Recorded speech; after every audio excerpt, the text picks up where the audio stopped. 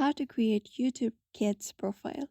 Hello everybody, if you guys are wondering how, you may follow up the steps.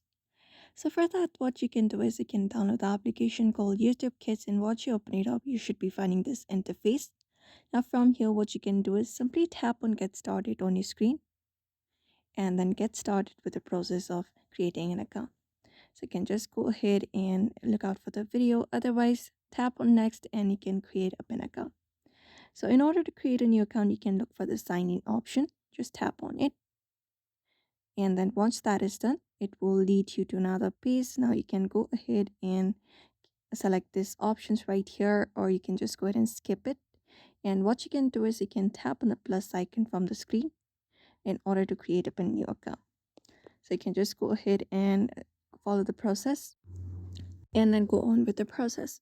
The first thing is in this inbox. In order to create a profile, first thing is you need to enter up your child's first name. You can just go ahead and type in your child's first name in the first box. Similarly, on the second option, we have this option right here, which is entering the age of the child. So just go ahead and enter up your child's birth year.